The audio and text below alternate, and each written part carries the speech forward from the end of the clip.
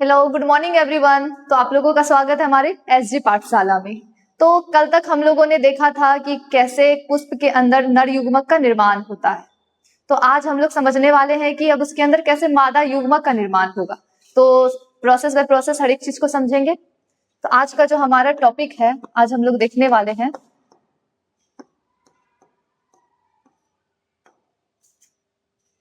मादा युग्मक।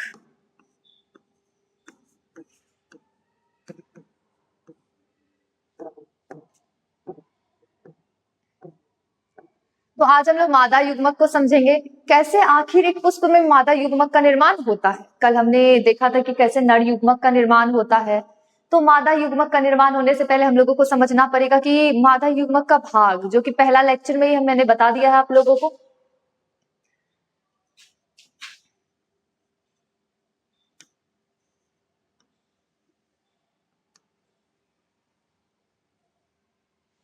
तो ये एक मादा संरचना है जिसको हम लोग बोलेंगे स्त्री केसर। इसमें 3 भाग होते हैं। सबसे ऊपर वाले भाग, इस वाले भाग को हम लोग बोलेंगे वर्तिकाग्र, स्टिग्मा। बीच वाले भाग को बोलेंगे वर्तिका, स्टाइल। और लास्ट में जो ये फुला हुआ जैसा संरचना दिख रहा है, इसको बोलेंगे ओवरी, अंडाशय। तो इस तरह से इतना सारा संरचना इसमें दिखाई दे रहा है। जो मादा वाला भाग है पुष्प में, उसमें सम्मिलित रूप से उसको हम लोग बोलते हैं जायांग। और जायांग के एक इकाई को हम लोग बोलते हैं स्त्री केसर। और स्त्री केसर के आपने देखे 3 भाग होते हैं, वर्तिकाग्र, वर्तिका तथा अंडाशय। अब ये जो तीनों भाग होते हैं, इसमें सबसे ऊपर वाला भाग जो होता है वर्तिकाग्र, यहाँ पर परागन की प्रक्रिया संपन्न होती है, उनकी पॉलिनेशन। इसके बाद आपको दिख रहा है वर्तिका, ये पराग नलिका के निर्माण में सहायक होती है, यानी पॉलिन ट्यूब बनाने में हेल्प करती है। उसके बाद ये लास्ट वाला जो स्ट्रक्चर दिख रहा है आपको, इसको बोलेंगे ओवरी। और इसी के अंदर मादा युग्मक का निर्माण होगा और इसके अंदर उपस्थित होती है बीजांड। इसको हम लोग बोलेंगे बीजांड, ओव्यूल। उम्मीद है आपको यहाँ तक समझ में आया होगा। तो अब हम लोग आगे बात करें तो आखिर कैसे, किस तरह से सारा चीज होने वाला है। तो सबसे पहले हम लोग इसमें मुख्य रूप से अगर बात करें कहाँ पर होगा, तो ओवरी वाले भाग में क्या होगा, आगे चल के मादा युग्मक का निर्माण होगा। ये जो ओवरी वाला भाग है, इसके अंदर बीजांड पाया जाता है। अगर एक बीजांड को हम लोग अच्छे से इसके संरचना को देखें तो इस तरह का दिखाई देगा।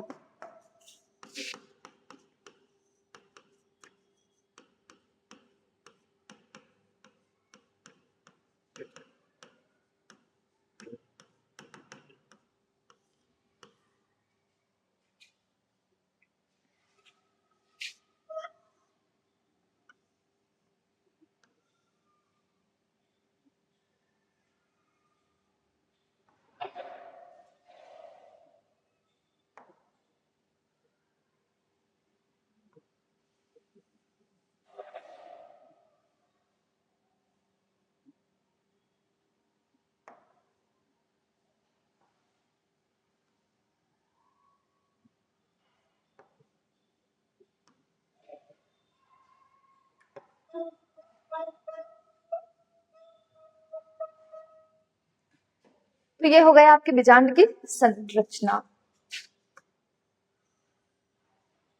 अब ये जो आपको बीजांड का संरचना दिखाई दे रहा है, इसको अब हम लोग थोड़ा सा डिस्कस कर लेते हैं।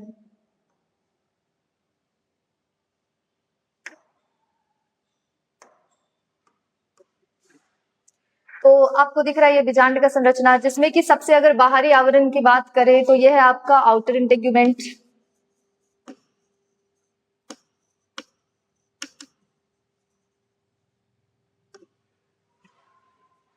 इसके अंदर ये वाला जो लेयर है, इसको हम लोग बोलेंगे इनर इंटेग्यूमेंट।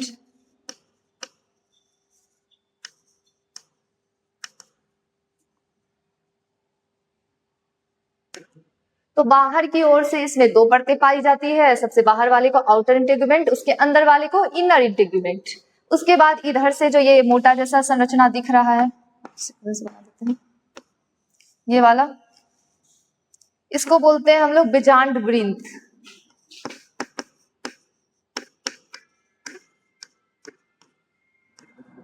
ये जो बिजांड वृंत होता है ये क्या करता है, हमारा जो पूरा संरचना है बिजांड का उसको अंडाशय के साथ जोड़ करके रखता है। इसी के मदद से जो बिजांड है अंडाशय से जुड़ी हुई होती है। उसके बाद ये वाला जो भाग है इसको हम लोग बोलेंगे हाइलम।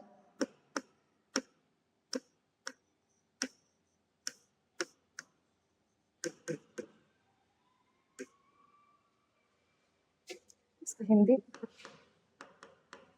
बाहरी अध्यावरण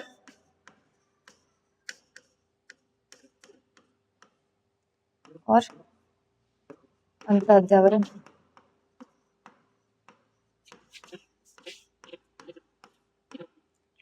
तो इसमें दो प्रकार का आपको झिल्ली दिखाई दे रहा है, बाहरी अध्यावरण, अंत अध्यावरण। उसके बाद इधर से बाहर से जो संरचना दिख रहा है उसको हाइलम बोलेंगे। यहाँ पे बिजांड वृंत है। इस तरह का यहाँ पर एक संरचना पाया जाता है जिसको बोलते हैं रेफे। हम लोग बात करें इस वाले पार्ट की,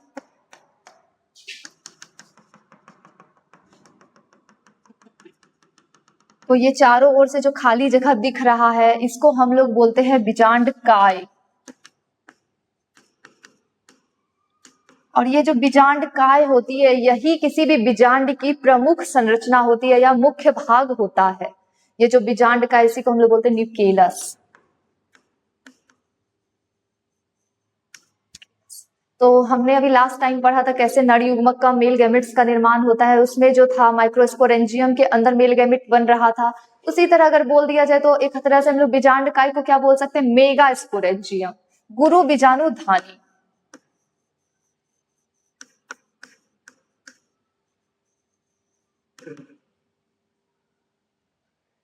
अब ये जो बिजांड काय है न्यूक्लियस है, ये वाला भाग हो गया। अब इसी के अंदर क्या होता है, भ्रूण कोष का निर्माण होगा। भ्रूण कोष के ही अंदर आपकी मादा युग्मक होती है।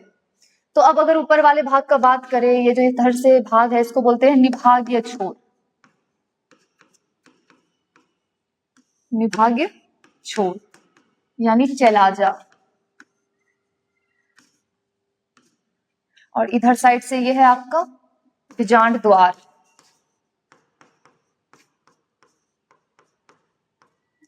माइक्रोफाइल।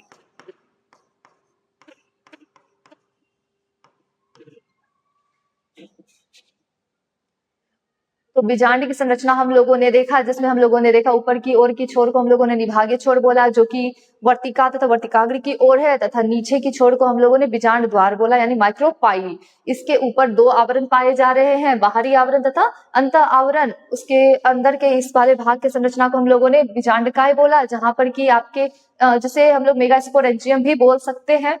उसके बाद यहाँ पर एक बाहर से संरचना पाई जा रही है जिसको हाइलम बोला, तथा जो जिसके द्वारा ये जो पूरा का पूरा संरचना है अंडाशय से जुड़ा रहता है उसे हम लोगों ने बिजांड वृंत बोला। अब अगर हम लोग आगे बात करें कि कैसे आखिर अब क्या होगा, तो ये जो बिजांड काय है,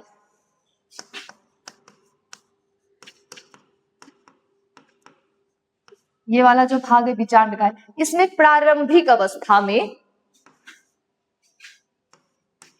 गुरु बीजाणु मात्र कोशिका पाई जाती है। गुरु बीजाणु मात्र कोशिका। ये जो गुरु बीजाणु मात्र कोशिका है यही क्या करती है, अर्धसूत्री विभाजन की प्रक्रिया करती है, यानी गुरु बीजाणु जनन की प्रक्रिया करेगी और इसके फलस्वरूप 4 गुणित गुरु बीजाणु का निर्माण होता है। तो अब जो बिजांड काय है आगे चल करके इसके पहले सबसे स्टार्टिंग में तो इसमें गुरु बीजाणु मात्र कोशिका ही हुए। अब जो ये है गुरु बीजाणु जनन की प्रक्रिया करेगी।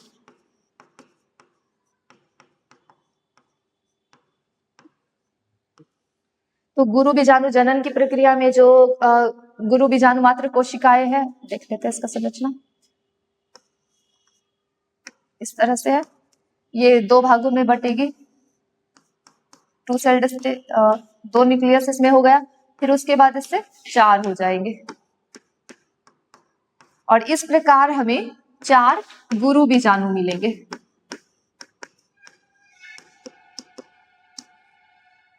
नर युग्मक में हम लोगों ने देखा था कि हमें लघु बीजाणु जनन की प्रक्रिया के फलस्वरूप 4 लघु बीजाणु मिले थे, लेकिन इसमें क्या होगा, हमें गुरु बीजाणु जनन की प्रक्रिया के फलस्वरूप गुरु बीजाणु मात्र कोशिका से 4 गुरु बीजाणु मिलेंगे।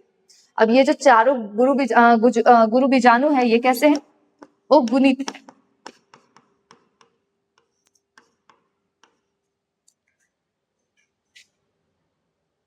अब गुरु बीजाणु जनन की भी प्रक्रिया हो गई, आपके 4 गुरु बीजाणु भी बन गए। अब ये जो चारों गुरु बीजाणु हैं, इसमें से जो सबसे ज्यादा सर्वश्रेष्ठ होगा, जो सबसे ज्यादा सही होगा, अच्छा होगा, वो बचेगा। बाकी जो कमजोर होंगे वो क्या होगा, डिस्ट्रॉय हो जाएगा। इस तरह से एक जो आपका सबसे सही था, अच्छा था, क्वालिटी वाला था, वो सरवाइव कर जाएगा, बाकी तीनों के तीनों डिस्ट्रॉय हो जाएंगे, नष्ट हो जाएंगे। ये नष्ट हो गए और जो ये है यही आगे चल करके सिर्फ गुरु बीजाणु बची।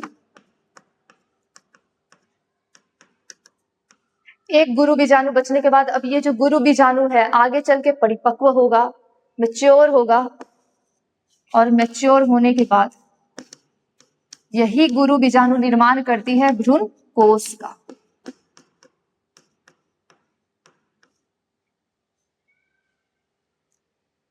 अब एक भ्रूण कोश का संरचना को अब हम लोगों को देखने का बारी आ गया है।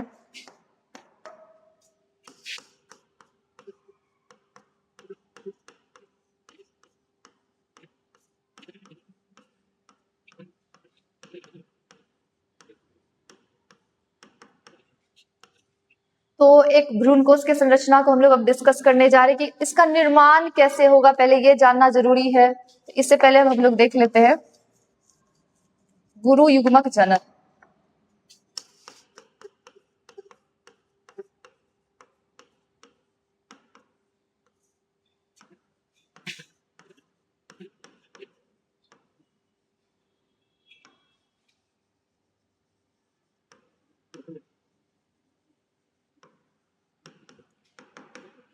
तो गुरु युग्मक जनन में हम लोग देखेंगे ये जो भ्रूण कोश बना इसके अंदर कैसे युग्मक का निर्माण होगा। तो ये आपका मान लीजिए क्या है, एक गुरु बीजाणु है। अब गुरु बीजाणु के अंदर प्रारंभिक अवस्था में क्या है, सिर्फ एक केंद्रक है। ये जो केंद्रक है आगे चल के विभाजित होगी, इसमें सूत्री विभाजन होगा इसके केंद्रक में, और विभाजन के फलस्वरूप 2 केंद्रक का निर्माण हो जाएगा। अब इसके अंदर 2 केंद्रक हो गई। अब ये जो दोनों केंद्रक है एक बड़ी सी रिक्तिका के माध्यम से दोनों पोल की ओर चले जाएगी।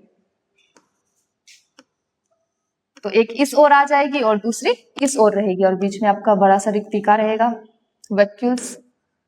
अब ये जो रिक्तिका के माध्यम से दोनों छोर पर चले गई, तो ऊपर वाले में और नीचे वाले में दोनों में फिर से एक बार सूत्री विभाजन होगा, जिसके फलस्वरूप अब आपके टोटल 4 केंद्रक यहाँ पे बन गए।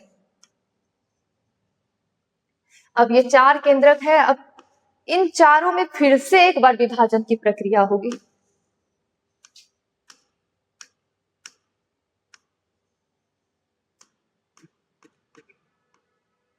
और इस प्रकार जो है अब हमारा 8 न्यूक्लियस या फिर बोले कोशिकाओं वाला एक पूरा का पूरा गुरु बीजाणु बनकर के तैयार है। अब इसमें जैसे ही 8 न्यूक्लियस हो जाता है तो इसमें से जो 3 है ऊपर रह जाती है, इधर की 3 भी नीचे रह जाएगी, लेकिन बीच में जो 2 इसमें से कोई भी ऊपर का एक और एक नीचे का एक आकर के बीच में एकत्रित हो जाएगा। इस तरह से 3 ऊपर में 3 नीचे में, लेकिन जो 2 है वो बीच में चली जाएगी। इस तरह से हमें इस प्रकार का इसमें संरचना देखने के लिए मिलता है। 3 ऊपर कोशिकाएं, 3 नीचे, और बीच में 2 केंद्रक। तो ऊपर वाले जो है वो निभागी छोर की तरफ है, नीचे वाले जो है ये बीजांड द्वार की तरफ है, तथा बीच में आपके ध्रुवीय केंद्रक है। तो इस प्रकार से आपका गुरु युग्मक जनन होता है। यानी कि पहली बार में क्या हुआ, एक केंद्रक था सिर्फ गुरु बीजाणु के अंदर, अब ये जो आपके केंद्रक है इसमें विभाजन हुआ, जिसके फलस्वरूप इसमें 2 केंद्रक बन गए। अब दोनों केंद्रक जो है अपने अपने ध्रुवों की ओर चले गए, एक निभागे छोर की तरफ, एक बीजांड द्वार की तरफ। फिर दोनों में क्या हुआ, फिर से विभाजन हुआ, जिसके फलस्वरूप दोनों में दो दो केंद्रक बन गए। फिर आगे चल के इसमें विभाजन हुआ, 2 से 4, 4 यहाँ तो भी बन गए। फिर उसके बाद उसमें से जो 3 है ऊपर रह गए, इसमें भी 3 नीचे रह गए, और जो 1 है दोनों बीच में आ गए। इसके बाद फिर हम लोग देखते हैं इस प्रकार का हमें संरचना कुछ प्राप्त होता है। अब ये जो है आपका एक परिपक्व भ्रूण कोश है। अब यहाँ पे आपका बन गया भ्रूण कोश।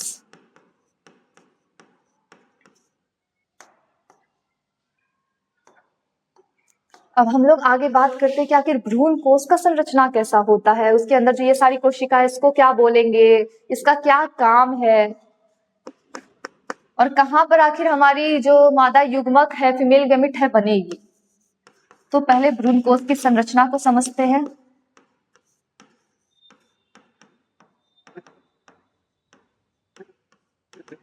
तो भ्रूण कोश की जो संरचना है इसको हम लोग अब देखने जा रहे हैं। तो इस प्रकार से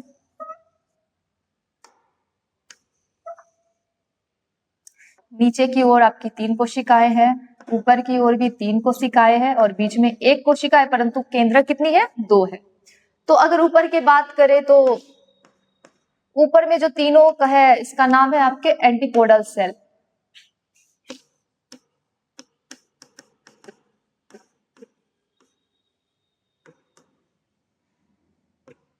अंतःवेशी कोशिकाएं।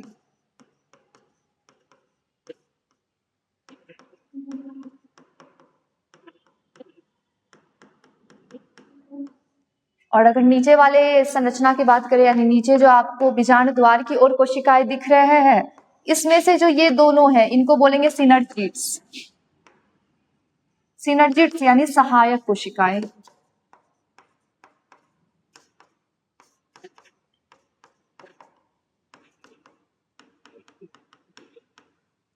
और जो यहाँ बीचों बीच है यही है हमारी अंड कोशिका,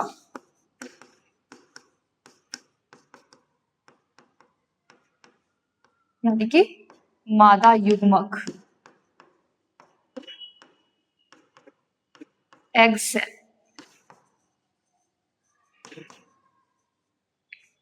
और बीच में जो आपको दिखाई दे रहा है ये है आपका ध्रुवीय केंद्रक।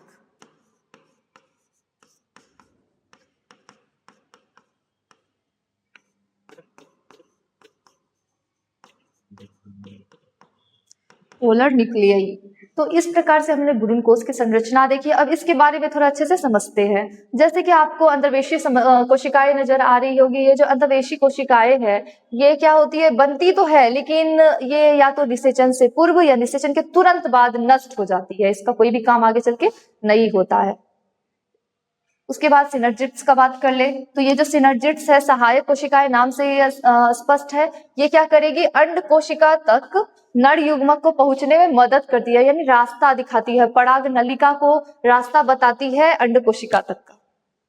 उसके बाद अब अंड कोशिका तो आपकी मादा युग्मक है, यही आगे चल के नर युग्मक के साथ संलयित हो करके जाइगोट का निर्माण करेगी, यानी युग्मनज बनाएगी। और ये जो बीच में है आपका ध्रुवीय केंद्रक, ध्रुवीय केंद्रक में क्या होगा आपका आगे चल करके आप याद होगा आपको कि जो नर युग्मक है, 2 नर युग्मक का निर्माण हो रहा था। एक तो अंड कोशिका के पास आकर के इसको निषेचित करेगी और दूसरा ध्रुवीय केंद्रक के पास आकर के त्रिसंलयित होगा और त्रिसंलयित होकर के भ्रूण पोष का निर्माण करेगा। जो भ्रूण पोष है यही आगे चल करके क्या करता है, यहाँ जो भ्रूण बनेगा, अंड कोशिका और नर युग्मक के संलयन से आपका युग्मनज बना। अब जो युग्मनज है आगे चल के विकसित होगा भ्रूण में, और भ्रूण को जो पोषण प्रदान करने का काम करेगा वो कौन करेगा, भ्रूण पोष। तो ये सारा भी हम लोग आगे धीरे धीरे देखने वाले हैं। आज तो हमारा है कि मादा युग्मक कैसे निर्माण होता है, तो मादा युग्मक का निर्माण हम लोगों ने देख लिया किस प्रकार से होता है। तो अब हम लोग थोड़ा समझते हैं भ्रूण कोष की संरचना में कि भ्रूण कोष की संरचना में टोटल, यानी एक परिपक्व भ्रूण कोष के अंदर टोटल कोशिकाएं कितनी है। अगर क्वेश्चन आ जाए कि एक परिपक्व भ्रूण कोष के अंदर टोटल कोशिकाएं कितनी है, तो 7, यानी 1 2 3 4 5 6, लेकिन ये जो है एक ही कोशिका है लेकिन इसमें केंद्रक 2 है तो 7। लेकिन अगर पूछ लिया जाए एक परिपक्व भ्रूण कोष के अंदर केंद्रक कितने हैं, ये हो जाएंगे आपके 8। तो उम्मीद है आपको इधर समझ में आया होगा सारा चीज। अब हम लोग अभी तक जितना चीज पढ़े उसको एक बार थोड़ा रिकॉल करने का कोशिश करते हैं। तो हम लोगों ने स्टार्ट करा था कि जो एक पुष्प होती है उसकी मादा संरचना के बारे में, जिसको हम लोगों ने जायांग बोला। जायांग के इकाई को हम लोगों ने स्त्री केसर बोला। जो स्त्री केसर के है 3 भाग थे, वर्तिकाग्र, वर्तिका और अंडाशय। और उसमें से मुख्य भाग जो हम लोग देख रहे थे, अंडाशय देख रहे थे। अंडाशय के अंदर आपका बीजांड मौजूद था। बीजांड के अंदर बीजांड काय था। बीजांड काय के ही अंदर गुरु बीजाणु मात्र कोशिका थी।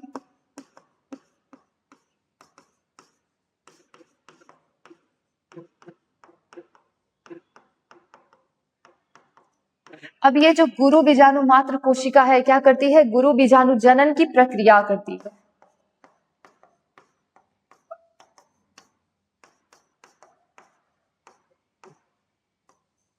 गुरु बीजाणु जनन की प्रक्रिया करती है, जिसके फलस्वरूप बनते तो 4 गुरु बीजाणु हैं, लेकिन उसमें से जो 3 कमजोर होते हैं वो नष्ट हो जाते हैं, जो एक ठीक होता है वो बच जाता है।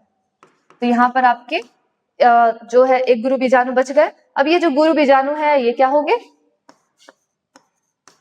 परिपक्व होंगे। इसके अंदर बहुत सारे युग्मक का इसके अंदर युग्मक का निर्माण होना स्टार्ट होगा और परिपक्व होकर के ये बन जाते हैं भ्रूणकोश। और हम लोगों ने भ्रूणकोश का संरचना भी समझा कि भ्रूणकोश में जो है चलाजा छोड़ की ओर क्या होते हैं? 3 कोशिकाएं होती है, जिसको हम लोगों ने एंटीपोडल सेल्स बोला।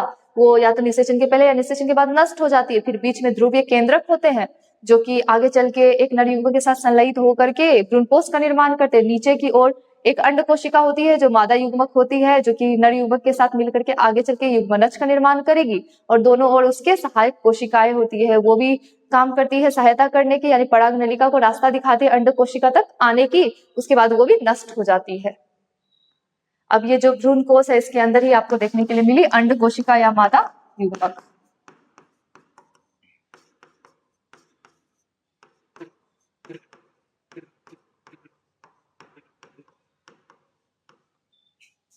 तो हम लोग जो अभी तक देखे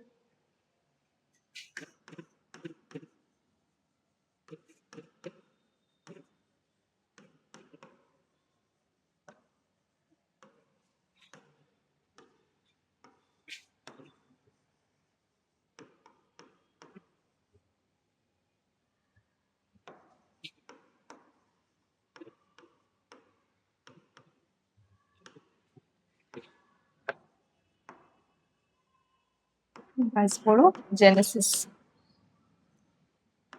जिसके फलस्वरूप बना आपका मेगास्पोर। मेगास्पोर आगे चल के मैच्योर हुई और मैच्योर होकर के बना दी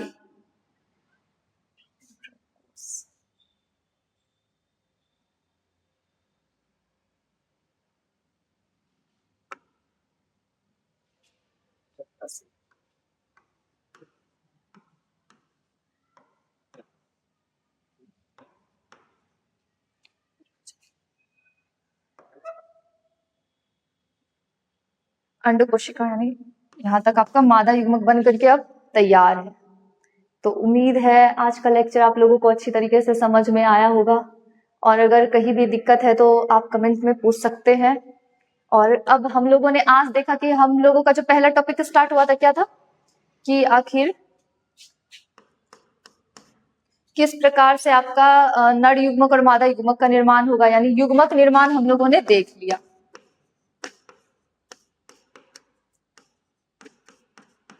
युग्मक निर्माण हमारा कंप्लीट हो गया। लेकिन जो अगला अब हम लोग देखेंगे, अब हम लोग देखेंगे युग्मक स्थानांतरण।